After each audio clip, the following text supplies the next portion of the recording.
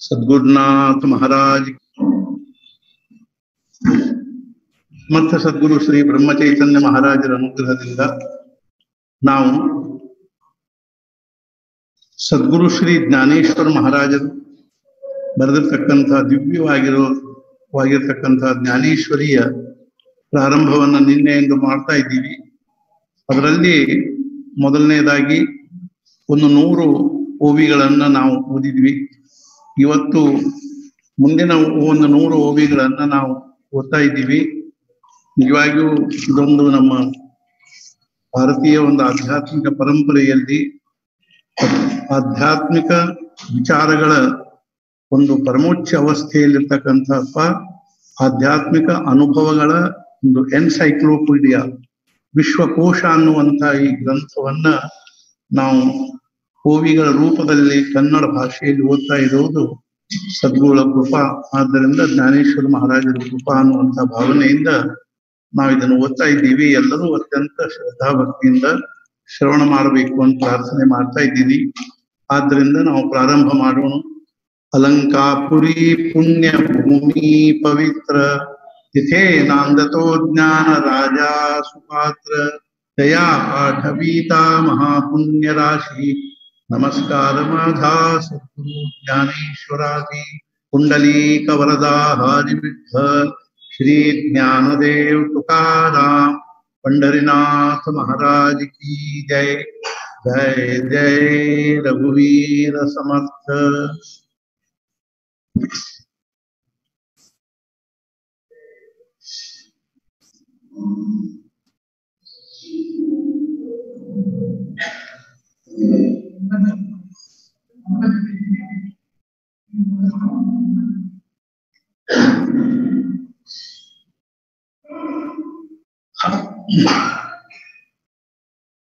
श्री राम समर्थ. अस्माकंतु विशिष्टाये तान्निबोध द्विजोत्तम नायका मम सैन्यस्य संज्ञार्थं तान् ब्रवीमिते. भवान् भीष्मश्च कर्णश्च कुपश्च समितिञ्जयः अश्वत्थामा विकर्णश्च सौमदत्तिस्तथैव च. हे ದ್ವಿಜಶ್ರೇಷ್ಠನೇ, ನಮ್ಮ ಕಡೆಗಿರುವ ಪ್ರಸಿದ್ಧ ನಾಯಕರ ಕೆಲವು ಹೆಸರುಗಳನ್ನು ನಿಮ್ಮ ಕಲ್ಪನೆಗಾಗಿ ಹೇಳುತ್ತೇನೆ. ಸ್ವತಃ ನೀವು ಭೀಷ್ಮ, ಕರ್ಣ, ಕೃಪಾಚಾರ್ಯ, ಸಮಿತಿಂಜಯ, ಅಶ್ವತ್ಥಾಮ, ವಿಕರ್ಣ, ಅದೇ ರೀತಿಯಾಗಿ ಸೋಮದತ್ತನ ಮಗನಾದ ಭೂರಿಶ್ರವ,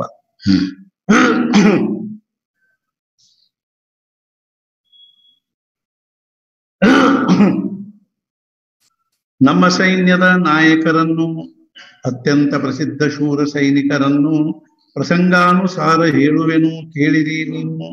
ನಿಮ್ಮ ಕಲ್ಪನೆಗಾಗಿ ಒಬ್ಬಿಬ್ಬರನ್ನು ಹೇಳುವೆನವರ ಹೆಸರುಗಳನ್ನು ಮೊದಲು ಮಾಡಿಕೊಂಡು ನಿಮ್ಮನ್ನು ಮುಖ್ಯರಾದವರನ್ನು. ಗಂಗಾನಂದನ ಭೀಷ್ಮನಿವನು, ಪ್ರತಾಪ ತೇಜದಲ್ಲಿ ಸೂರ್ಯನಂತಿರುವನು, ರಿಪು ಗಜಗಳಿಗೆ ಸಿಂಹ ಸದೃಶನು ಈ ವೀರಕರ್ಣನು.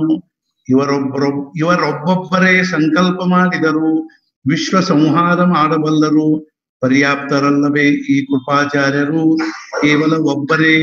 ಇಲ್ಲಿರುವನು ವಿಕರ್ಣನು, ಅಲ್ಲಿರುವ ನೋಡಿರಿ ಅಶ್ವತ್ಥಾಮನು. ಸದಾ ಇವನ ಭಯ ಹೊಂದಿರುವನು ಯಮನು ಕೂಡ. ಸೌಮದತ್ತಿ ಹಾಗೂ ಸಮಿತಿಂಜಯರು, ಇಂಥ ಇನ್ನೂ ಅನೇಕರಿರುವರು. ಇವರ ಸಾಮರ್ಥ್ಯದ ಮರ್ಯಾದೆಯಾದರೂ ಬ್ರಹ್ಮದೇವರು ತಿಳಿಯರು. ಅನ್ನೇ ಚ ಬಹವಃ ಶೂರ ಮದರ್ಥೆ ತ್ಯಕ್ತ ಜೀವಿತಾಃ ನಾನಾ ಶಸ್ತ್ರ ಪ್ರಹರಣಾಃ ಸರ್ವೇ ಯುದ್ಧ ವಿಶಾರದಾಃ. ಅಲ್ಲದೆ ಇನ್ನೂ ಅನೇಕ ವೀರರು ನನ್ನ ಸಲುವಾಗಿ ತಮ್ಮ ಪ್ರಾಣಗಳ ವಿಷಯದಲ್ಲಿಯೂ ಉದಾರರಾಗಿರುವರು.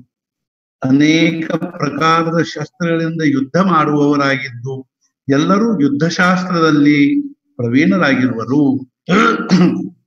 ಶಸ್ತ್ರವಿದ್ಯೆಯಲ್ಲಿ ಪಾರಂಗತ, ಮಂತ್ರಾವತಾರ, ಮೂರ್ತಿಮಂತ, ಸರ್ವಶಸ್ತ್ರಾಸ್ತ್ರ ಪ್ರಚಲಿತ.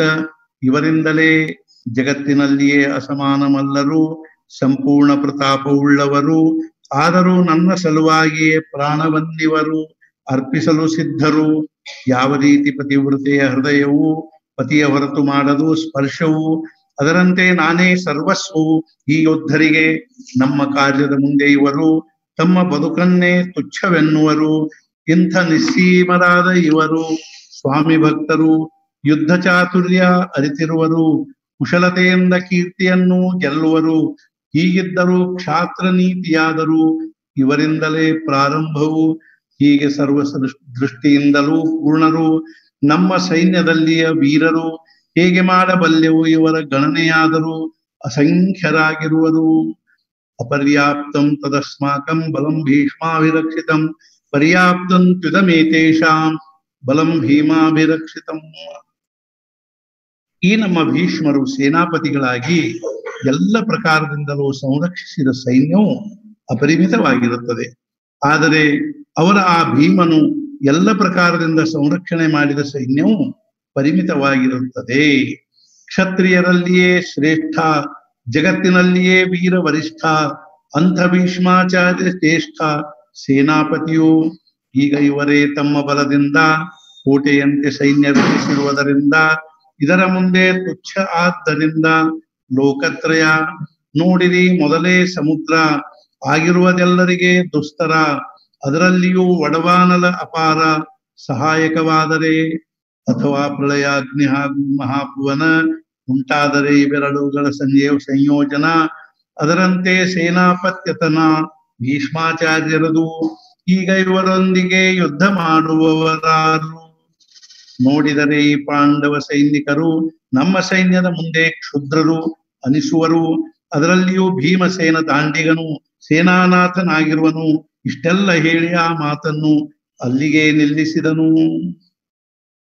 ಅಯನೇಷು ಚ ಸರ್ವೇಷು ಯಥಾಭಾಗಮವಸ್ಥಿತಾಃ ಭೀಷ್ಮಮೇವಾಭಿರಕ್ಷಂತು ಭವಂತಃ ಸರ್ವೈವ ಹಿ. ವ್ಯೂಹದ ಪ್ರವೇಶ ದ್ವಾರದಲ್ಲಿ ನಿಮಗೆ ನಿಯಮಿಸಿದ ಸ್ಥಾನದಲ್ಲಿ ನಿಂತುಕೊಂಡು ನೀವೆಲ್ಲರೂ ಸೇರಿ ಎಲ್ಲ ಕಡೆಯಿಂದಲೂ ಭೀಷ್ಮರನ್ನೇ ರಕ್ಷಣೆ ಮಾಡಿರಿ. ಕೇಳಿರಿ. ಮತ್ತೆ ದುರ್ಯೋಧನನು ಎಲ್ಲ ಸೈನಿಕರಿಗೆ ಹೇಳಿದನು, ನಿಮ್ಮ ನಿಮ್ಮ ಸೈನ್ಯವನ್ನು ಸಜ್ಜುಗೊಳಿಸಿರಿ. ನಿಮ್ಮ ನಿಮ್ಮ ಅಕ್ಷೌಹಿಣಿಯನ್ನು ನೀವೇ ಸಜ್ಜುಗೊಳಿಸಬೇಕದನ್ನು ವಿಭಾಗಿಸಿ ಕೊಡಬೇಕವುಗಳನ್ನು ಆಯಾ ಮಹಾರಥಿಗಳಿಗೆ. ಅವರೇ ಅವೆಲ್ಲ ನಿಯಂತ್ರಿಸಬೇಕು. ಭೀಷ್ಮರ ಅಧೀನದಲ್ಲಿರಬೇಕು. ದ್ರೋಣರಿಗೆಂದನು ಹೀಗಿರಬೇಕು, ನೀವೆಲ್ಲರೂ ಇವರೊಬ್ಬರನ್ನೇ ರಕ್ಷಿಸಬೇಕು. ನನ್ನಂತೆ ಇವರನ್ನು ಸನ್ಮಾನಿಸಬೇಕು. ನಮ್ಮ ಸೈನ್ಯವೆಲ್ಲ ಸುರಕ್ಷಿತವಾಗಬೇಕು ಇವರಿಂದಲೇ. ತಸ್ಯ ಸಂಜನಯನ್ ಹರ್ಷಂ ಕುರು ವೃದ್ಧ ಪಿತಾಮಹ ಸಿಂಹನಾದಂ ವಿನದ್ಯೋಚ್ಯೈ ಶಂಖಂ ದದ್ಮೌ ಪ್ರತಾಪವಾನ್. ದುರ್ಯೋಧನನ ಮಾತಿನಿಂದ ಸಂತುಷ್ಟನಾಗಿ ಆ ದುರ್ಯೋಧನನಿಗೆ ಹರ್ಷವನ್ನುಂಟು ಮಾಡುವುದಕ್ಕಾಗಿ ಕುರುಕುಲದಲ್ಲಿಯ ವೃದ್ಧ ಪಿತಾಮಹ ಪ್ರತಾಪಿ ಭೀಷ್ಮಾಚಾರ್ಯನು ಸಿಂಹನಾದದಂತೆ ದೊಡ್ಡ ಗರ್ಜನೆ ಮಾಡಿ ಶಂಖ ಊದಿದನು. ಕೇಳಿ ಆ ರಾಜನ ಮಾತನ್ನು ಸೇನಾಪತಿ ಸಂತೋಷಗೊಂಡನು. ಆಗವನು ಮಾಡಿದನು ಸಿಂಹನಾದ. ಅದರ ಗರ್ಜನೆ ಅದ್ಭುತವಾಗಿತ್ತು. ಎರಡೂ ಸೈನ್ಯಗಳ ಮಧ್ಯದಲ್ಲಿ ತುಂಬಿತ್ತು. ಪ್ರತಿಧ್ವನಿ ಹಿಡಿಸದಂತೆ ಉಂಟಾಗಿತ್ತು. ಪುನಃ ಪುನಃ ಆ ಪ್ರತಿಧ್ವನಿಯೊಂದಿಗೆ ವೀರವೃತ್ತಿಯ ಬಲದಿಂದಾಗೆ ಭೀಷ್ಮಾಚಾರ್ಯ ದಿವ್ಯ ಶಂಖವನ್ನಾವಾಗ್ಯೆ ಊದಿದರು. ಆ ಎರಡೂ ನಾದ ಸೇರಿದವು. ತ್ರೈಲೋಕ್ಯದ ಕಿವಿ ಗಡಿಚಿಕ್ಕದವು. ಬಿದ್ದಂತಾಯಿತು ಆಕಾಶವು ಹರಿದುಕೊಂಡು. ಗುಡುಗುಡಿಸಿತು ಅಂಬರ. ಉಕ್ಕೇರಿ ಬಂದಿತು ಸಾಗರ. ಕ್ಷುಬ್ಧವಾಗಿ ಚರಾಚರ ನಡುಗತೊಡಗಿತು. ಇಂಥ ಮಹಾಘೋಷವಾಗಲು ಪ್ರತಿಧ್ವನಿಸಿದವು ಗಿರಿಕಂದರಗಳು. ಆಗ ಸೈನ್ಯದಲ್ಲಿ ರಣವಾದ್ಯಗಳು ಬಾರಿಸತೊಡಗಿದವು.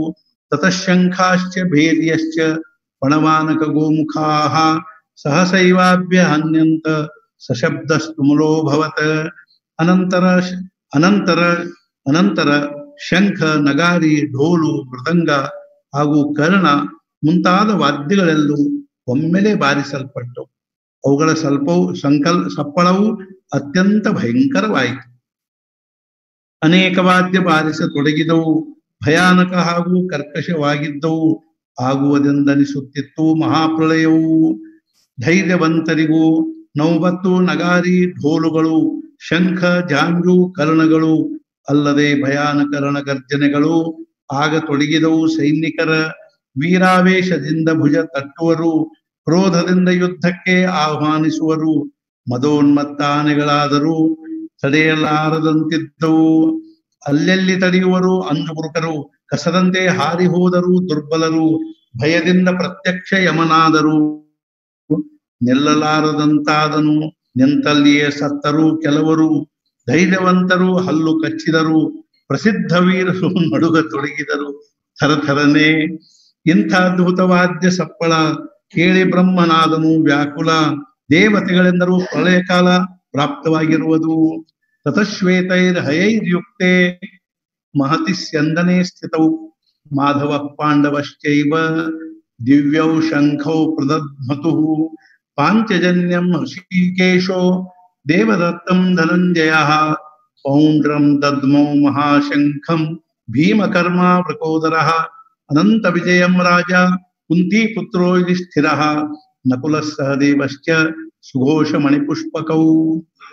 ಅನಂತರ ಶ್ವೇತವರ್ಣದ ಕುದುರೆಗಳನ್ನು ಜೋಡಿಸಿದ ಮಹಾರಥದ ಮೇಲೆ ಆರೂಢರಾದ ಶ್ರೀಕೃಷ್ಣ ಹಾಗೂ ಅರ್ಜುನರು ತಮ್ಮ ದಿವ್ಯ ಶಂಖಗಳನ್ನು ಊದಿದರು.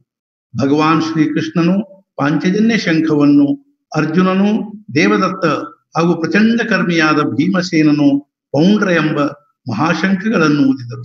ಕುಂತಿ ಪುತ್ರನಾದ ರಾಜ ಯುಧಿಷ್ಠಿರನು ಅನಂತ ವಿಜಯವನ್ನು, ನಕುಲನು ಸುಘೋಷ ಹಾಗೂ ಸಹದೇವನು ಮಣಿಪುಷ್ಪಕವನ್ನು ಊದಿದರು.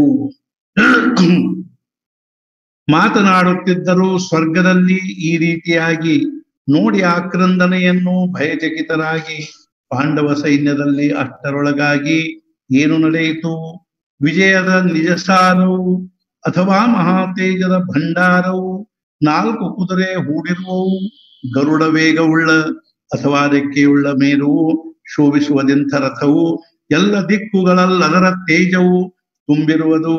ಯಾವುದರ ಅಶ್ವವಾಹಕ? ಪ್ರತ್ಯಕ್ಷ ವೈಕುಂಠ ನಾಯಕ. ಆ ರಥದ ಗುಣ ಅನೇಕ, ಏನೆಂದು ವರ್ಣಿಸಲಿ? ಧ್ವಜಸ್ತಂಭದ ಮೇಲೆ ಹನುಮಂತ, ಅವನೇ ಶಂಕರ ಮೂರ್ತಿಮಂತ. ಸಾರಥಿ ದೇವಕೀ ಸುತ ಅರ್ಜುನನಿಗೆ, ನೋಡಿದೆಯಾ ಭಗವಂತನ ಚಮತ್ಕಾರವನ್ನು? ಅದ್ಭುತ ಪ್ರೇಮ ಮಾಡುವನು ಭಕ್ತರನ್ನು, ಅವನೇ ಅರ್ಜುನನ ಸಾರಥ್ಯವನ್ನು ಮಾಡುತ್ತಿರುವನು.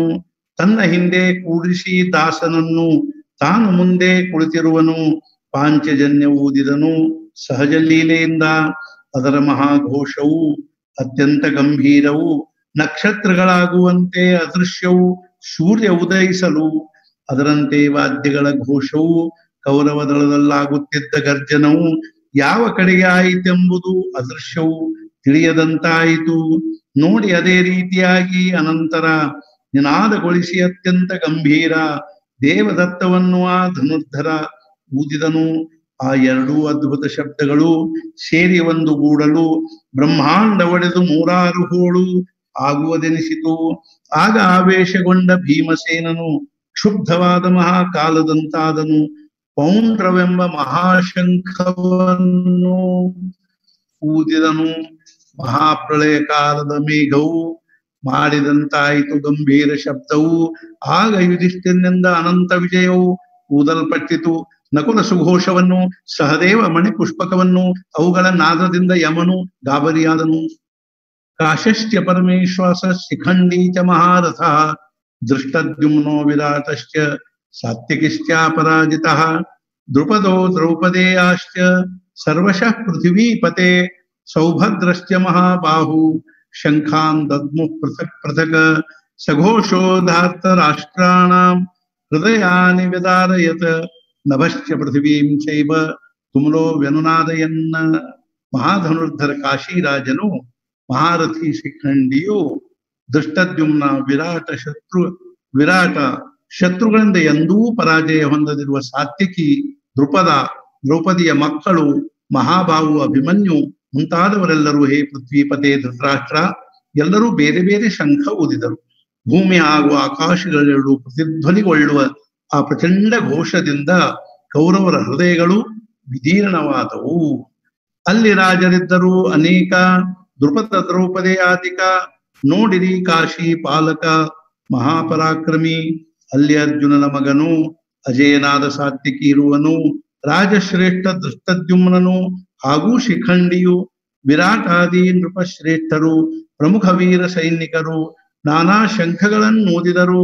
ನಿರಂತರ ಆ ಮಹಾಘೋಷದ ಆಘಾತದಿಂದಾಗಿ ಶೇಷಕೂರ್ಮಗಳು ಅಕಸ್ಮಾತ್ತಾಗಿ ಭೂಭಾರವನ್ನು ಗಾಬರಿಯಾಗಿ ಚೆಲ್ಲುವುದರಲ್ಲಿದ್ದವು.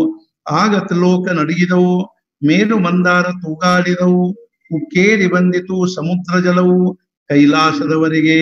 ಭೂಮಿಯೇ ಹೊರಡುವಂತಾಯಿತು, ಆಕಾಶ ಕಳಚಿ ಬೀಳುವಂತಾಯಿತು, ಚಳಿ ಹಾಕಿದಂತಾಯಿತು, ನಕ್ಷತ್ರಗಳದ್ದು ಸೃಷ್ಟಿ ಹೋಯಿತೆನ್ನುವರು. ದೇವತೆಗಳೆಲ್ಲ ನಿರಾಧಾರರಾದರು, ಈ ರೀತಿ ಕೂಗಾಡತೊಡಗಿದರು. ಬ್ರಹ್ಮಲೋಕದಲ್ಲಿ ಹಗಲಿನಲ್ಲಿಯೇ ಸೂರ್ಯ ಕಾಣದಂತಾಯಿತು, ಪ್ರಳಯ ಕಾಲವೇ ಬಂದಂತಾಯಿತು, ಅದರಂತೆ ಹಾಹಾಕಾರಗೊಂಡಿತು ಲೋಕ. ನೋಡಿ ಪರಮಾತ್ಮನಾದನು ವಿಸ್ಮಿತ, ಆಗಬಹುದು ಸೃಷ್ಟಿಯ ಅಂತ, ತಿಳಿದು ಶಾಂತಗೊಳಿಸದನಲ್ಲ ಅದ್ಭುತ ಹಾಗೂ ಆವೇಶವನ್ನು. ಆದ್ದರಿಂದ ವಿಶ್ವ ಉಳಿಯಿತು, ಇಲ್ಲದಿದ್ದರೆ ಯುಗಾಂತವೇ ಆಗುತ್ತಿತ್ತು. ಮಹಾಶಂಖ ಊದಿ ಆವತ್ತು ಕೃಷ್ಣಾದಿಗಳು. ಆ ಘೋಷವು ಶಾಂತವಾಗಿತ್ತು, ಆದರೆ ಪ್ರತಿಧ್ವನಿ ಹಾಗೆ ಉಳಿದಿತ್ತು. ಅದರಿಂದ ಸೈನ್ಯವು ವಿಧ್ವಂಸವಾಯಿತು.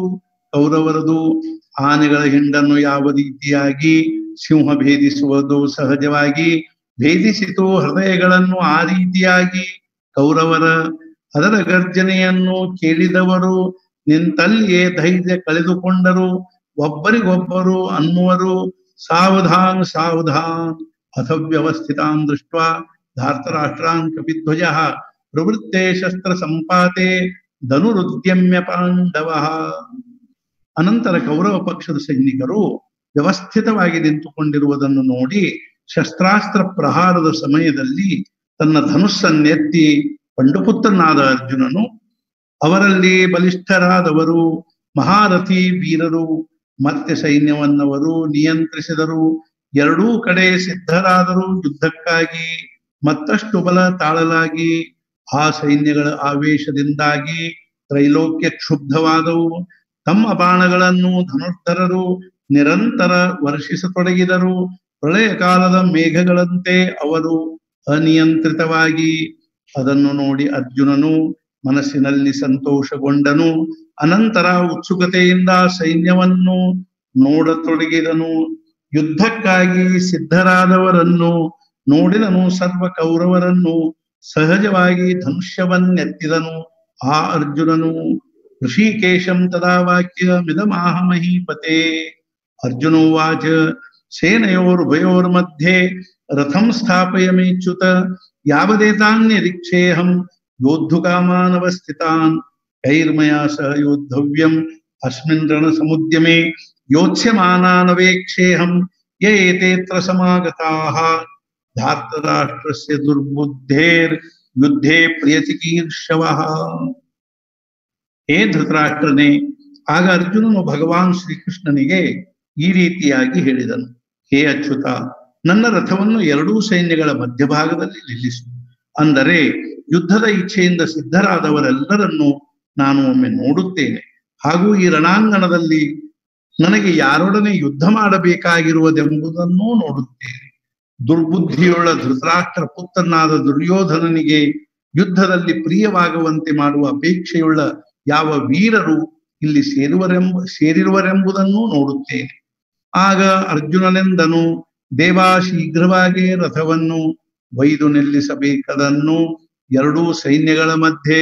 ಆಗ ಕ್ಷಣ ಹೊತ್ತು ನಾನು ಈ ಎಲ್ಲ ವೀರ ಸೈನಿಕರನ್ನು, ಯುದ್ಧಾಪೇಕ್ಷಿಗಳಾದ ಸಮಸ್ತರನ್ನು ನೋಡುವೆನು. ಇಲ್ಲಿ ಬಂದಿರುವವರೆಲ್ಲರೂ ಇವರಲ್ಲಿ ಯಾರೊಡನೆ ನಾನಾದರೂ ಯುದ್ಧ ಮಾಡಬೇಕೆಂಬುದನ್ನಾದರೂ ನೋಡಬಯಸಿರುವೆನು. ವಿಶೇಷವಾಗಿ ಕೌರವರು ಅತ್ಯಂತ ಆತುರ ಹಾಗೂ ದುಷ್ಟರು, ಪರಾಕ್ರಮವಿಲ್ಲದೆ ಇವರು ಯುದ್ಧಾಪೇಕ್ಷಿಗಳು, ಯುದ್ಧದ ಹವ್ಯಾಸ ಹೊಂದಿರುವರು, ಆದರೆ ಯುದ್ಧದಲ್ಲಿ ಧೈರ್ಯವಿಲ್ಲದವರು. ಈ ರೀತಿ ರಾಜನಿಗೆ ಹೇಳಿ ಸಂಜಯನಾದರೂ ಏನೆಂದನು ಕೇಳಿರಿ. ಸಂಜಯ ಉವಾಚ, ಏವ ಮುಕ್ತೋ ಋಷಿಕೇಶೋ ಗುಡಾಕೇಶೇನ ಭಾರತ ಸೇನೆಯೋರುಭಯೋರ್मध्ये ಸ್ಥಾಪಯಿತ್ವಾ ರಥೋತ್ತಮಂ ಭೀಷ್ಮದ್ರೋಣ ಪ್ರಮುಖತಃ ಸರ್ವೇಷಾಂಚ ಮಹೀಕ್ಷಿತಾಂ ಉವಾಚ ಪಾರ್ಥ ಪಶ್ಯೈತಾನ್ ಸಮವೇತಾನ್ ಕುರುನಿತಿ. ತತ್ರಾಪಶ್ಯ ಸ್ಥಿತಾನ್ ಪಾರ್ಥಃ ಧ್ರುವನಥ ಪಿತಾಮಹಾನ್ ಆಚಾರ್ಯಾನ್ ಮಾತುಲಾನ್ ಭ್ರಾತॄನ್ ಪುತ್ರಾನ್ ಪೌತ್ರಾನ್ ಸಖೀಂಸ್ತಥಾ ಶುಶ್ರುತಾನ್ ಸುಹೃದಶ್ಚೈವ ಸೇನಯೋರುಭಯೋರಪಿ ತಾನ್ ಸಮೀಕ್ಷಿಸ ಕೌಂತೆಯ ಸರ್ವಾನ್ ಬಂಧೂನ್ ಅವಸ್ಥಿತಾನ್ ಕೃಪಯಾ ಪರಯಾ ವಿಷ್ಟೋ ವಿಷೀದನ್ ನಿಧಮಬ್ರವೀತ್. ಸಂಜಯನಂದನು, ಹೇ ಭರತ ಕುಲೋತ್ಪನ್ನ ಧೃತರಾಷ್ಟ್ರನೇ, ಅರ್ಜುನನು ಹೀಗೆ ಅನ್ನಲು ಶ್ರೀಕೃಷ್ಣನು ಎರಡೂ ಸೈನ್ಯಗಳ ಮಧ್ಯದಲ್ಲಿ ಆ ಶ್ರೇಷ್ಠ ರಥವನ್ನು ಭೀಷ್ಮ, ದ್ರೋಣ ಹಾಗೂ ಇತರ ಸರ್ವರಾಜರ ಮುಂದೆ ನಿಲ್ಲಿಸಿ, ಹೇ ಪಾರ್ಥ, ಇಲ್ಲಿ ಸೇರಿರುವ ಈ ಕೌರವರನ್ನು ನೋಡು ಅಂದನು. ಆಗ ಅರ್ಜುನನು ಅಲ್ಲಿ ಸೇರಿದ ಹಿರಿಯರನ್ನು, ಅಜ್ಜ, ಗುರು, ಮಾಮ, ಬಂಧು, ಪುತ್ರ, ಮೊಮ್ಮಕ್ಕಳು, ಅದೇ ರೀತಿಯಾಗಿ ಆತ್ಮೀಯ ಮಿತ್ರರು, ಮಾವಂದಿರು, ಪ್ರಿಯರು ಮುಂತಾದವರೆಲ್ಲರನ್ನು, ಎರಡೂ ಸೈನ್ಯಗಳಲ್ಲಿ ಸೇರಿರುವವರನ್ನು ನೋಡಿದನು. ಅಲ್ಲಿ ಸೇರಿರುವವರೆಲ್ಲರೂ ತಮ್ಮ ಬಾಂಧವರೇ ಇರುವುದನ್ನು ನೋಡಿ ಆ ಕುಂತಿ ಪುತ್ರನು ಅತ್ಯಂತ ಕರುಣೆಯಿಂದ ವ್ಯಾಕುಲನಾಗಿ ದುಃಖದಿಂದ ಹೇಳಿದನು. ಅರ್ಜುನನು ಈ ರೀತಿ ಹೇಳಿದನು. ಆಗ ರಥವನ್ನೊಯ್ದು ಶ್ರೀಕೃಷ್ಣನು ಎರಡೂ ಸೈನ್ಯಗಳ ಮಧ್ಯದಲ್ಲಿ ಅದನ್ನು ನಿಲ್ಲಿಸಿದನು. ಭೀಷ್ಮ ದ್ರೋಣಾದಿಗಳು ನಿಂತಿರುವರು, ಸ್ವಜನರು ಸನ್ಮುಖರಿರುವರು, ಅಲ್ಲದೆ ಅನೇಕ ರಾಜರು, ಈ ರೀತಿ ಬಹಳ ವೀರರು ಅಲ್ಲಿ ನಿಲ್ಲಿಸಿ ರಥವನ್ನು ಅರ್ಜುನನು ನೋಡಿದನು. ಆ ಸಮಸ್ತ ಸೈನ್ಯವನ್ನು ಅತ್ಯಂತ ಉತ್ಸುಕತೆಯಿಂದ, ಹೇ ದೇವ, ನೋಡು, ಇವರೆಲ್ಲರೂ ಸ್ವಜನ, ಗುರು, ಶ್ರೇಷ್ಠರು. ಆಗ ಕ್ಷಣ ಹೊತ್ತು ಶ್ರೀಕೃಷ್ಣನಾದರೂ ವಿಸ್ಮಯಗೊಂಡನು. ಅವನು ತನ್ನಲ್ಲೇ ತಾನು ಅಂದುಕೊಂಡನು, ಈಗ ಯಾರು ತಿಳಿಯಬಲ್ಲರಿದನ್ನು, ಇವನ ಮನಸ್ಸಿನಲ್ಲಿ ಬಂದಿರುವುದನ್ನು. ಆದರೂ ಆಶ್ಚರ್ಯವೆನಿಸುವುದು. ಈ ರೀತಿ ಅನುಮಾನಿಸಿ ಮುಂದಿನದನ್ನು ಅರಿತಿದ್ದರೂ ಹೃದಯಸ್ಥನಾದ ಅವನು ಸುಮ್ಮನೆ ನಿಂತಿದ್ದನು. ಆ ಸಮಯದಲ್ಲಿ ಆಗ ಅಲ್ಲಿ ಅರ್ಜುನನೆಲ್ಲರನ್ನೂ, ಪಿತೃಪಿತಾಮಹರನ್ನು, ಗುರು, ಬಂಧು, ಸೋದರ ಮಾವರನ್ನು ನೋಡಿದನು. ತನ್ನ ಇಷ್ಟಮಿತ್ರರನ್ನು, ಮಕ್ಕಳು, ಮರಿಗಳನ್ನು ಎಲ್ಲರೂ ಬಂದಿರುವುದನ್ನು ನೋಡಿದನ. ಸೈನ್ಯದಲ್ಲಿ ಸುಹೃಜ್ಜನರು, ಮಾವಂದಿರು, ಅಲ್ಲದೆ ಮಿತ್ರರು, ಸ್ವಜನರು, ಕುಮಾರರು, ಪೌತ್ರರು, ಧನುರ್ಧರರು ಸೇರಿದ್ದನ್ನು ನೋಡಿದನು. ಯಾರಿಗೆ ಮಾಡಿದ್ದನೋ ಉಪಕಾರವನ್ನು, ಸಂಕಟಗಳಲ್ಲಿ ರಕ್ಷಿಸಿದ್ದನೋ ಯಾರನ್ನು, ಅಲ್ಲದೆ ಚಿಕ್ಕ ದೊಡ್ಡವರೆಲ್ಲರನ್ನು ನೋಡಿದನಲ್ಲಿ. ಎರಡೂ ಸೈನ್ಯಗಳಲ್ಲಿ ಗೋತ್ರಜರು ಯುದ್ಧಕ್ಕಾಗಿ ಉತ್ಸುಕರು ಅರ್ಜುನನಿಗೆ ಕಂಡರು. ಆ ಸಮಯದಲ್ಲಿ ಆಗ ಮನಸ್ಸಿನಲ್ಲಿ ಗೊಂದಲವೆದ್ದಿತು. ಸಹಜವಾಗಿ ಕರುಣೆ ಉಂಟಾಯಿತು. ಅದರ ಅಪಮಾನದಿಂದ ಹೊರಟಿತು. ವೀರವೃತ್ತಿಯು, ಉತ್ತಮ ಕುಲದವಳು, ಗುಣಲಾವಣ್ಯಯುಕ್ತಳು, ಇನ್ನೊಬ್ಬಳನ್ನು ಸಹಿಸಳು. ತನ್ನ ಮುಂದೆ ಪರಸ್ತ್ರೀ ಆಸಕ್ತ ಕಾಮುಕನು ಸ್ವಪತ್ನಿಯನ್ನು ಮರೆಯುವನು. ಅವಳ ಯೋಗ್ಯತೆ ಅರಿಯದೆ ಅನುಸರಿಸುವನು ಭ್ರಮಿಷ್ಠನಂತೆ. ಅಥವಾ ತಪೋಬಲದಿಂದ ಐಶ್ವರ್ಯ ಪಡೆದವನು ಅದೇ ಭ್ರಮೆಯಿಂದ ಬುದ್ಧಿ ಕಳೆದುಕೊಳ್ಳುವನು. ಆಗ ಅವನು ವೈರಾಗ್ಯ ಸಿದ್ಧಿಯನ್ನು ಮರೆತು ಬಿಡುವನು. ಅದರಂತೆ ಅರ್ಜುನನಿಗಾಯಿತು. ಇದ್ದ ಪುರುಷತ್ವವೆಲ್ಲ ಹೋಯಿತು. ಅಂತಃಕರಣ ಸಮರ್ಪಿತವಾಯಿತು ಕಾರುಣ್ಯಕ್ಕೆ. ಮಂತ್ರಜ್ಞನು ತಪ್ಪಿದರೆ ಮಂತ್ರವನ್ನು ಹೊಂದುವಂತೆ ವಿಶೇಷ ಬಾಧೆಯನ್ನು. ಅದರಂತೆ ಮಹಾಮೋಹದಿಂದ ಅರ್ಜುನನು ವ್ಯಾಪಿತನು. ಆದ್ದರಿಂದ ಇದ್ದ ಧೈರ್ಯ ಹೋಯಿತು. ಹೃದಯ ದ್ರವಿತವಾಯಿತು. ಚಂದ್ರಕಿರಣ ಸ್ಪರ್ಶದಂತಾಯಿತು ಚಂದ್ರಕಾಂತಮಣಿಗೆ. ಅದರಲ್ಲಿಯೂ ಅರ್ಜುನನು ಅತ್ಯಾಸಕ್ತಿಯಿಂದ ಮೋಹಿತನಾದನು. ಆಗ ಅತ್ಯಂತ ಖೇದದಿಂದ ಹೇಳಿದನು ಶ್ರೀಕೃಷ್ಣನಿಗೆ. ಅರ್ಜುನ ಉವಾಚ ದೃಷ್ಟ್ವೇಮಂ ಸ್ವಜನಂ ಕೃಷ್ಣ ಯುತ್ಸುಂ ಸಮುಪಸ್ಥಿತಂ ಸೀದಂತಿ ಮಮ ಗಾತ್ರಾಣಿ ಮುಖಂಚ ಪರಿಶುಷ್ಯತಿ ವೇಪಥುಶ್ಚ ಶರೀರೇ ಮೇ ರೋಮಹರ್ಷಶ್ಚ ಜಾಯತೆ ಗಾಂಡೀವಂ ಸ್ರಂಸತೆ ಹಸ್ತಾತ್ ತ್ವಕ್ಚೈವ ಪರಿದಹ್ಯತೆ ನ ಚ ಶಕ್ನೋಮ್ಯವಸ್ಥಾತುಂ ಭ್ರಮತೀವ ಚ ಮೇ ಮನಃ. ಅರ್ಜುನನೆಂದನು, ಹೇ ಕೃಷ್ಣ, ಯುದ್ಧ ಮಾಡುವುದಕ್ಕಾಗಿ ಒತ್ತಟ್ಟಿಗೆ ಸೇರಿದ ಈ ಸ್ವಜನರನ್ನು ನೋಡಿ ನನ್ನ ಅವಯವಗಳು ಶಿಥಿಲವಾಗುತ್ತಿವೆ. ಬಾಯಿ ಒಣಗುತ್ತಿದೆ. ನನ್ನ ಶರೀರ ಕಂಪಿಸುತ್ತದೆ. ಮೈಯಲ್ಲಿ ರೋಮಾಂಚನವಾಗುತ್ತದೆ. ಕೈಯಿಂದ ಗಾಂಡೀವ ಧನುಷ್ಯ ಜಾರಿ ಬೀಳುತ್ತಿದೆ. ಮೈಮೇಲಿನ ಚರ್ಮವು ಉಳಿಯುತ್ತಿದೆ. ನಾನು ಎದ್ದು ನಿಲ್ಲಲು ಸಮರ್ಥನಾಗುತ್ತಿರುವುದಿಲ್ಲ. ನನ್ನ ಮನಸ್ಸು ಭ್ರಮಿಷ್ಠವಾದಂತಾಗಿದೆ. ಹೇ ದೇವ, ಕೇಳು ಎಂದನರ್ಜುನನು. ನಾನು ನೋಡಿದೆನು ಇವರೆಲ್ಲರನ್ನು, ಎಲ್ಲ ಗೋತ್ರಜರನ್ನು ನೋಡಿದೆನಿಲ್ಲಿ. ಇವರ ಯುದ್ಧಕ್ಕಾಗಿ ಉದ್ಯುಕ್ತ ಆಗಿರುವರೇನೋ ನಿಶ್ಚಿತ. ನಮಗೆ ಹಾಗೆ ಮಾಡುವುದು ಉಚಿತ. ಹೇಗೆ ಆಗುವುದು? ಈ ವಿಚಾರದಿಂದ ಹೇಗೇಗೋ ಆಗುತ್ತಿದೆ. ನನ್ನದೇ ನನಗೆ ತಿಳಿಯದಂತಾಗಿದೆ. ಮನಸ್ಸು ಬುದ್ಧಿ ಸ್ಥಿಮಿತದಲ್ಲಿಲ್ಲದಂತಾಗಿದೆ. ಅಸ್ಥಿರವಾಗಿ ನೋಡಿರಿ, ದೇಹವು ನಡುಗುತ್ತಿದೆ, ಬಾಯಿ ಅತ್ಯಂತ ಒಣಗುತ್ತಿದೆ, ವೈಕಲ್ಯ ಉಂಟಾಗುತ್ತಿದೆ, ಸರ್ವಾಂಗಗಳಲ್ಲಿ ಮೈಯಲ್ಲಿ ರೋಮಾಂಚನವಾಗುತ್ತಿದೆ, ಮನಸ್ಸಿನಲ್ಲಿ ಅತ್ಯಂತ ಸಂತಾಪವಾಗುತ್ತಿದೆ, ಕೈಯು ಶಿಥಿಲವಾಗುತ್ತಿದೆ, ಗಾಂಡೀವ ಹಿಡಿಯಲಿಕ್ಕಾಗದೆ ಜಾರುತ್ತಿದೆ, ಯಾವಾಗ್ಗೆ ಬಿದ್ದೀತೆಂಬುದು ತಿಳಿಯದಾಗಿದೆ. ಈ ರೀತಿ ಹೃದಯ ತುಂಬಿದೆ. ಅತ್ಯಂತ ಮೋಹದಿಂದ ವಜ್ರಕ್ಕಿಂತಲೂ ಕಠಿಣ, ದುರ್ಧರವಾಗಿ ಅತ್ಯಂತ ದಾರುಣ, ಅದಕ್ಕಿಂತಲೂ ಅಸಾಧಾರಣ. ಈ ಸ್ನೇಹ ಎಂಥ ಆಶ್ಚರ್ಯ! ಯುದ್ಧದಲ್ಲಿ ಶಂಕರನನ್ನು ಗೆದ್ದವನು, ನಿವಾತ ಕವಚರನ್ನು ನಿರ್ನಾಮಗೊಳಿಸಿದವನು, ಅಂಥ ಅರ್ಜುನನೇ ಮೋಹಗ್ರಸ್ತನು. ಒಂದೇ ಕ್ಷಣದಲ್ಲಿ ಭ್ರಮರ ಕೊರೆಯುವುದು ಸಹಜವಾಗಿ, ಗಟ್ಟಿಯವನ ಕಟ್ಟಿಗೆಯನ್ನು ನಿಶ್ಚಿತವಾಗಿ, ಆದರೂ ಕಮಲದ ಮೊಗ್ಗಿನಲ್ಲಿ ತಾನಾಗಿ ಸಿಕ್ಕಿ ಬೀಳುವುದು. ಅಲ್ಲಿ ಕಳೆದುಕೊಂಡರೂ ಪ್ರಾಣಗಳನ್ನು ಕೊರೆಯಲರಿಯದು ಕಮಲ ದಳಗಳನ್ನು. ಅದರಂತೆ ಮೃದುವಿದ್ದರೂ ಕಾಠಿಣ್ಯವನ್ನು ಹೊಂದಿದೆ ನೋಡಿರಿ ಆಸಕ್ತಿಯು. ಈ ಆದಿಪುರುಷನ ಮಾಯೆಯು ಬ್ರಹ್ಮನಿಗೂ ಆಗದು ಸ್ವಾಧೀನತೆಯು. ಆದ್ದರಿಂದಲೇ ಅರ್ಜುನನಿಗಾಯಿತು ಭ್ರಮೆಯು. ಸಂಜಯನಂದನು, ಕೇಳು ರಾಜ. ಆಗ ಅರ್ಜುನ ನೋಡಿ ತನ್ನೆಲ್ಲ ಸ್ವಜನ, ಮರೆತು ಬಿಟ್ಟನು ಅಭಿಮಾನ. ಯುದ್ಧದ ವಿಷಯದಲ್ಲಿ ಎಲ್ಲಿಂದ ಬಂದಿತೋ ಯಾರಿಗೆ ಗೊತ್ತು? ದಯೆ ಅವನ ಹೃದಯದಲ್ಲಿ ಈಗ ಹುಟ್ಟಿತು. ಆಗ ಅವನೆಂದನು, ಕೃಷ್ಣ ಇವತ್ತು ಇಲ್ಲಿರಬಾರದು. ಅತ್ಯಂತ ವ್ಯಾಕುಲನನ್ನ ಅಂತಃಕರಣ, ನಾಲಿಗೆ ಬಡಬಡಿಸುವುದು ಅಕಾರಣ, ಸಂಹರಿಸಬೇಕೆಂಬ ಉಚ್ಚಾರಣ ಮಾಡಿದೊಡನೆ. ಸದ್ಗುರುನಾಥ ಮಹಾರಾಜ್ ಕಿ ಜೈ. ಪುಂಡಲೀಕ ವರದಾ ಹರಿ ವಿಠ್ಠಲ ಶ್ರೀ ಜ್ಞಾನದೇವ್ ತುಕಾರಾಮ್ पंढरीनाथ महाराज की जय. जय जय रघुवीर समर्थ श्री अनंत कोटि ब्रह्मांड नायक राजाधिराज सच्चिदानंद सद्गुरु श्री ब्रह्म चैतन्य महाराज की जय. सद्गुरु श्री ब्रह्मानंद महाराज की जय. सद्गुरु श्री ज्ञानेश्वर महाराज की जय. जय जय रघुवीर समर्थ. हाँ,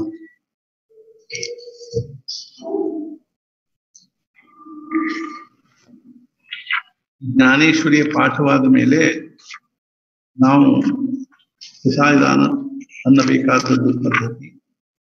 ಅದಕ್ಕನುಸಾರವಾಗಿ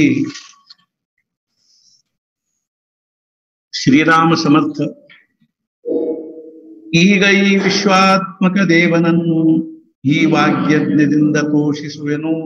ಸಂತುಷ್ಟನಾಗಿ ಕೊಡಬೇಕಿದನ್ನು ಪ್ರಸಾದದಾನ. ದುಷ್ಟರ ಕುಟಿಲತೆ ದೂರವಾಗಲಿ, ಸತ್ಕರ್ಮದಲ್ಲಿ ಪ್ರೀತಿ ಹೆಚ್ಚಾಗಲಿ, ಪ್ರಾಣಿ ಮಾತ್ರರಲ್ಲಿ ಪ್ರೇಮ ಬೆಳೆಯಲಿ, ಜೀವಭಾವದಿಂದ ದೂರವಾಗಲಿ ಪಾಪ ತಿಮಿರ. ವಿಶ್ವ ಕಾಣಲಿ ಸುಧರ್ಮ ಭಾಸ್ಕರ, ಪಡೆಯಲಿ ಪ್ರಾಣಿ ಮಾತ್ರ ಬಯಸಿದ್ದಲ್ಲ. ವರ್ಷಿಸುತ್ತ ಸಕಲ ಮಂಗಲ, ಸಂತ ಸಮೂಹ ಈಶ ನಿಷ್ಠೆಯುಳ್ಳ. ಭೂಮಂಡಲದಿ ಸದಾ ಕಾಲ ಭೆಟ್ಟಿಯಾಗಲಿ ಜನರಿಗೆ, ಸಚಲ ಕಲ್ಪತರುಗಳ ತೋಟವು, ಚೈತನ್ಯ ಚಿಂತಾಮಣಿಯ ಗ್ರಾಮವು, ಮಾತನಾಡುವ ಸಮುದ್ರವು, ಅಮೃತದ ಚಂದ್ರರಾಗಿದ್ದು ಅಲಾಂಛನ, ಸೂರ್ಯರಾಗಿದ್ದು ತಾಪಹೀನ, ಸದಾ ಸರ್ವರಿಗೂ ಸಜ್ಜನ ಸುಹೃದರಾಗಿರಲಿ. ಹೆಚ್ಚೇನು ಸರ್ವರು ಆಗಿ ಸುಖಿಗಳು, ಸಂಪೂರ್ಣ ಮೂರು ಲೋಕಗಳು ಭಜಿಸಲಿ ಯಾವಾಗಲೂ ಆದಿಪುರುಷನನ್ನು. ಹಾಗೂ ಗ್ರಂಥೋಪಜೀವಿಗಳಿಗೆ ವಿಶೇಷವಾಗಿ ಲೋಕದೊಳಗೆ ದುಷ್ಟಾದೃಷ್ಟ ವಿಜಯ ಅವರಿಗೆ ಪ್ರಾಪ್ತವಾಗಲಿ. ಆಗ ಶ್ರೀ ವಿಶ್ವೇಶಾನಂದನು ಪಡೆದುಕೋ ಪ್ರಸಾದ ದಾನವನ್ನು. ಈ ವರದಿಂದ ಶ್ರೀ ಜ್ಞಾನದೇವನು ಸುಖಿಯಾದನು. ಈ ವರದಿಂದ ಶ್ರೀ ಜ್ಞಾನದೇವನು ಸುಖಿಯಾದನು. ಸದ್ಗುರುನಾಥ ಮಹಾರಾಜ್ ಕಿ ಜೈ. ಜೈ ಜೈ ರಘುವೀರ ಸಮರ್ಥ. ಸಮರ್ಥ ಸದ್ಗುರು ಶ್ರೀ ಬ್ರಹ್ಮ ಚೈತನ್ಯ ಮಹಾರಾಜರ, ಸದ್ಗುರು ಶ್ರೀ ಬ್ರಹ್ಮಾನಂದ ಮಹಾರಾಜರ ಅನುಗ್ರಹದಿಂದ ನಾವು ಇವತ್ತು ನಿಜವಾಗಿಯೂ ಇವತ್ತು ಪಾರಾಯಣದ ಒಂದು ಅರ್ಥಾತ್ ಒಂದು ಇದು ಇದ್ದಿದ್ದಿಲ್ಲ. ಆದರೂ ಸಹಿತ ಇವತ್ತು ರಜೆ ಇತ್ತು, ಇವತ್ತು ನಾಳೆ. ಆದರೆ ದ್ವಿತೀಯ ವಿಘ್ನ ಆಗಬಾರದು ಅನ್ನುವಂಥ ದೃಷ್ಟಿಯಿಂದ ನಾವು ಇವತ್ತು ಸಹಿತ ಜ್ಞಾನೇಶ್ವರಿಯನ್ನು ಓದಿದ್ದೀವಿ ಮತ್ತು ನಾಳೆ ಮತ್ತು ನಾಡಿದ್ದು 2 ದಿವಸ ಪಾರಾಯಣ ಇರೋದಿಲ್ಲ. ಅದೇ ರೀತಿ ಶನಿವಾರ ದಿವಸ ಮತ್ತೆ ಮುಂದಿನ ಜ್ಞಾನೇಶ್ವರಿಯನ್ನು ಓದ್ತೀವಿ. ಇದಾದ ಕೂಡಲೇ ಈಗ ಪ್ರತಿದಿನ ಪ್ರಕಾರವಾಗಿ ಅರ್ಥಾತ್ ಭಗವಂತನ ಅನುಸಂಧಾನ ಅರ್ಥಾತ್ ಸಾಧನೆಯ ಪ್ರಾಣವನ್ನ ನಾವು ಸ್ವಲ್ಪ ಓದಿ ಆಮೇಲೆ ನಮ್ಮ ನಿತ್ಯದ ಪದ್ಧತಿಯಂತೆ ಜ್ಞಾನೇಶ್ವರಿಯ ಒಂದು ಪ್ರವಚನವನ್ನು ಓದ್ತಾ ಇರ್ತೀವಿ. ನಿಜವಾಗಿಯೂ ಇದು ಒಂದು ನಮ್ಮೆಲ್ಲರ ಜೀವನದಲ್ಲಿ ಬಹಳ ದೊಡ್ಡದಾಗಿರ್ತಕ್ಕಂಥ ಸದ್ಗುರುಗಳ ಕೃಪೆ, ನಮ್ಮೆಲ್ಲರ ಭಾಗ್ಯ. ಈ ಜ್ಞಾನೇಶ್ವರಿಯನ್ನು ಎಲ್ಲರೂ ನೀವು ಯಾರ್ಯಾರಿಗೆ ನೋಡ್ಲಿಕ್ಕೆ ಕೇಳಲಿಕ್ಕೆ ಅನುಕೂಲತೆ ಇದೇನೋ ಎಲ್ಲರೂ ಇದನ್ನ ಅರ್ಥಾತ್ ಇದೇ ಸಮಯದಲ್ಲಿ ಆಗದೆ ಇದ್ರೆ ಆಮೇಲೆ ಅನುಕೂಲವಾದ ಸಮಯದಲ್ಲಿ ಆದರೂ ಜ್ಞಾನೇಶ್ವರಿ ಗ್ರಂಥವನ್ನು ಮುಂದಿಟ್ಟುಕೊಂಡು ಇದನ್ನು ಕೇಳಿದರೆ ಎಷ್ಟೋ ಮನನ ಆಗ್ತದೆ. ದೃಷ್ಟಾಂತೋ ಜ್ಞಾನರಾಜಸ್ಯ, ಜ್ಞಾನೇಶ್ವರ ಮಹಾರಾಜರ ದೃಷ್ಟಾಂತ ಅಂದ್ರೆ ಜಗತ್ ಪ್ರಸಿದ್ಧವಾಗಿರ್ತಕ್ಕಂಥದ್ದು ಮತ್ತು ಅವರ ಒಂದು ವಿವರಣೆ ದೃಷ್ಟಾಂತ ಭಾಷಾ ಶೈಲಿ ನಿಜವಾಗಿಯೂ ಅತ್ಯಂತ ಅದ್ಭುತವಾಗಿರ್ತಕ್ಕಂಥದ್ದು. 19ನೇ ವರ್ಷದಲ್ಲಿ ಬರೆದಿರ್ತಕ್ಕಂಥ ಈ ಜ್ಞಾನೇಶ್ವರಿ ಮುಂದೆ 22ನೇ ವರ್ಷದಲ್ಲೇನೆ ಸಂಜೀವನಿ ಸಮಾಧಿ ತೆಗೆದುಕೊಂಡಿರ್ತಕ್ಕಂತಹ ದಿವ್ಯ ಮಹಾತ್ಮನ ಈ ದಿವ್ಯವಾಗಿರ್ತಕ್ಕಂತಹ ವಿಚಾರಗಳನ್ನು ನಾವು ನೀವು ಶ್ರವಣ ಮಾಡಿ ಅವರ ಅನುಗ್ರಹಕ್ಕೆ ಪಾತ್ರರಾಗೋಣ ಎಂದು ಪ್ರಾರ್ಥನೆ ಮಾಡ್ತಾ ಇಂದಿನ ಈ ಕಾರ್ಯಕ್ರಮವನ್ನು ನಾವು ಮಾಡ್ತಾ ಇದ್ದೀವಿ. ನಾಳೆ ಮತ್ತು ನಾಡಿದ್ದು 2 ದಿವಸ ಜ್ಞಾನೇಶ್ವರಿಗೆ ಅರ್ಥಾತ್ ರಜೆ ಇದೆ. ಶನಿವಾರ ದಿವಸ ಆಗುತ್ತೆ, ಮತ್ತೆ ರವಿವಾರ 1 ದಿವಸ ಇಲ್ಲ. ಆಮೇಲೆ ಸೋಮವಾರ ಮಂಗಳವಾರ ಶುಕ್ರವಾರ ಶನಿವಾರ ಪ್ರಕಾರವಾಗಿ ನಡೀತದೆ. ಆದ್ದರಿಂದ ಎಲ್ಲರೂ ಅದನ್ನ ಅರ್ಥಾತ್ ಏನು ಒಂದು ಇದರ ಲಾಭವನ್ನು ಪಡ್ಕೊಂಡು ಜೀವನವನ್ನು ಸಾರ್ಥಕ ಮಾಡಿಕೋಬೇಕಾಗಿ ವಿನಂತಿ. ಮಹಾರಾಜರು ನಮಗೂ ನಿಮಗೂ ಎಲ್ಲರಿಗೂ ಆಯುಷ್ಯ ಆರೋಗ್ಯ ಐಶ್ವರ್ಯವನ್ನು ಅನುಗ್ರಹಿಸಲಿ ಮತ್ತು ಮುಖ್ಯವಾಗಿ ಭಗವಂತನಲ್ಲಿ ಭಕ್ತಿ, ನಾಮದಲ್ಲಿ ಪ್ರೇಮ ಹಾಗೂ ಸದೃಢ ಅನನ್ಯವಾಗಿರ್ತಕ್ಕಂಥ ನಿಷ್ಠೆಯನ್ನು ಕೊಡ್ಲಿ ಅಂತ ತಿಳ್ಕೊಂಡು ಹೇಳಿ ಜಾನಕಿ ಜೀವನ ಸ್ಮರಣ ಜೈ ಜೈ ರಾಮ್.